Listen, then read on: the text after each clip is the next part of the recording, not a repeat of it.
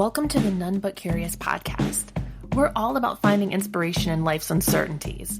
Whether you're still figuring things out, questioning your beliefs, or just curious about the world, come hang out with us as we celebrate the beauty of not having all the answers.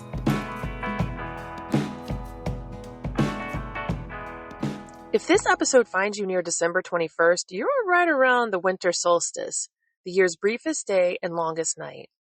It's a point in time that humans everywhere have noticed and honored in their own ways, even in ancient times without written language.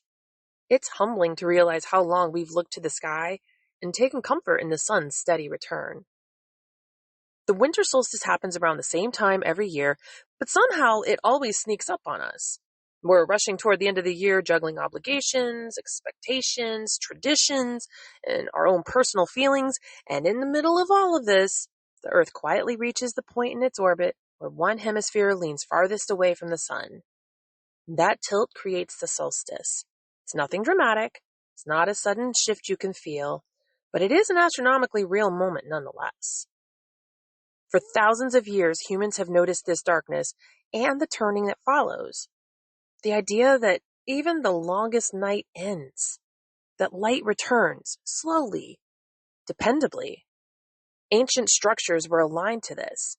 Feasts were planned around it. Fires were lit in its honor. The solstice is a chance to pause, not because a calendar tells us that we're supposed to, but because the planet itself is doing it. It gives us permission to slow down, to let the early sunset be an invitation instead of an inconvenience. So maybe that's the first ritual. Simply noticing. Noticing the dark. Noticing the cold. Noticing your own tiredness or fatigue. Or noticing your own readiness to start over or start again. You don't have to do anything elaborate. Just paying attention is already a form of honoring the season. But if you want something more, like more grounding, more reflection, more clarity, there are several other ways to mark this moment. So let's explore them. Fire is one of the oldest solstice symbols, and there's a good reason for that. When the world feels dark, the smallest flame becomes very meaningful. One candle, or even the softest light in your house, can shift the entire feel of a room. So here's a simple ritual. Choose one candle, any color, any size, something that you have around your house is already perfect. Wait until the sun sets and then turn off everything except that one flame or light source. And just sit with it for a few minutes. Notice how your space changes. Notice how your breath slows almost automatically. Notice how light fills darkness without needing to erase it. And then if you want to add intention, you can ask yourself one question. What do I want to bring with me into the returning light? And what can stay here in the dark? This question doesn't require an answer right away. Sometimes the body knows before the mind does. Sometimes clarity shows up later, like when you're washing dishes or brushing your teeth. The candle is just a way to give yourself a moment of stillness long enough to hear what's usually drowned out by noise, whether it's external or internal. You can also make this a communal ritual. Maybe your family or friends each light a candle. Maybe everyone shares one thing they're releasing or one thing they're looking forward to as the days gradually lengthen again. Again, this doesn't need to be big. Winter rituals work best when they're low pressure. And then it's something that feels like a gift and not a task. Another practical ritual, one that's been around almost as long as humanity, is simply going outside. Even if it's cold, even if you can only manage 5 minutes, even if you don't have access to forests or mountains and the nature you have is a sidewalk or a backyard or a patch of sky between buildings. A solstice walk is a way to greet the season physically, to feel the cold air on your skin, to pay attention to the bare trees, the dormant plants, and the crispness that winter carries. If you can, go out briefly at dusk when the last light is fading. That transitional moment echoes the solstice beautifully. And while you walk, ask yourself a question. What is winter inviting me to do? Is it inviting you to rest more deeply? to simplify something, to connect with someone, to pull more inward, or to gather strength for what will come next. Now, some solstice walks end with a meaningful realization, like a whoa moment. Others end with, okay, that was really, really cold. And each are valuable because moving your body through the world, especially on a night like this, creates a memory, a bookmark, a small moment of intentional presence. And then when you come back inside, the warmth feels different. It feels like it's earned. It's comforting. Here's a practical ritual for those who like reflection, but don't necessarily want to write pages and pages. It's just a single journal page. And you do it on the solstice for one night, once a year. That seems easy, right? And you can divide it into 3 simple sections by answering 3 questions. Number 1, what grew this year? These can be really tiny things, a habit, a relationship, a skill, an insight, a boundary. Winter's a really good time to acknowledge growth that didn't really look dramatic, but it still mattered very much. Number 2, what became heavy? Don't look at this in a judgmental way. It's more like taking an inventory. What routines drained you? What expectations felt too big? What were the quiet burdens you carried without noticing how much they weighed?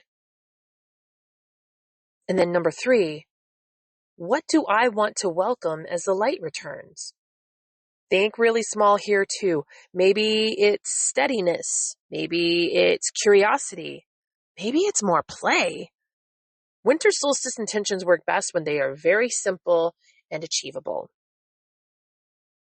Now, the beauty of this one-page ritual is that it doesn't ask you to overhaul your entire life. It just invites clarity, and the kind that comes naturally when you pause long enough to look at the year really honestly. You can keep your solstice pages year after year, and then they become kind of a time capsule, a record of who you were at each turning of the light. And if writing isn't your thing, just make a voice recording of your reflections instead, or doodle them and make an art journal. Or you can even tell them out loud to a friend or two. The goal isn't the format, it's just the moment of intentional noticing. Food has always played a quiet role in solstice gatherings, not as a grand feast, but as a simple way of bringing people close.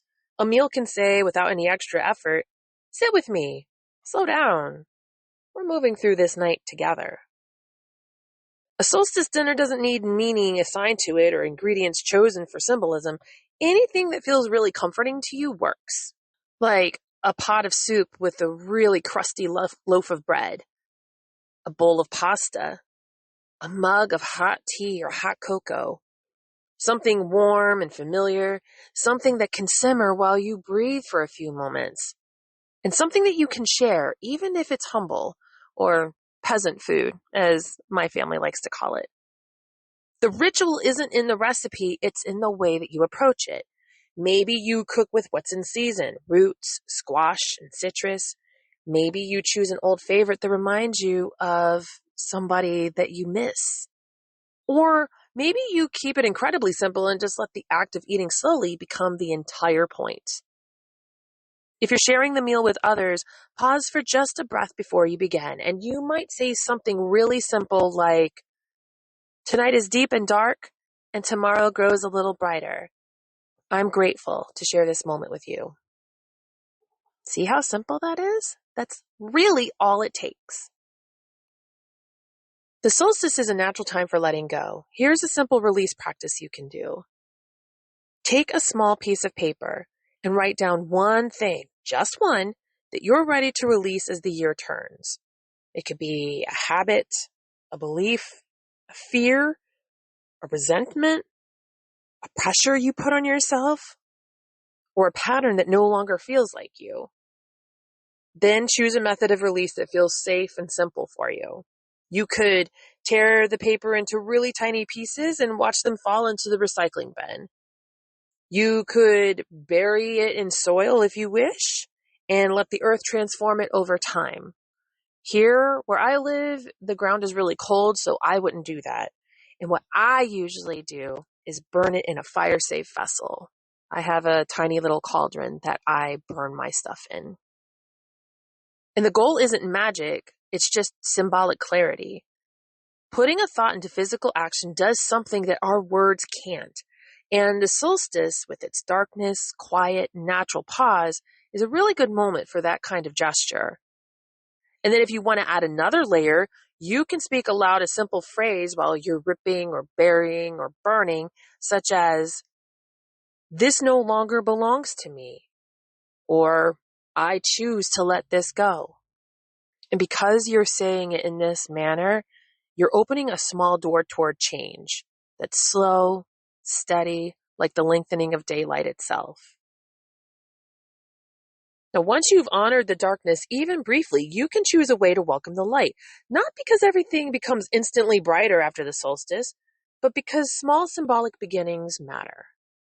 Tomorrow, the day will just be a few seconds longer, and the next day, a few seconds more. And this steady return is the heart of the solstice.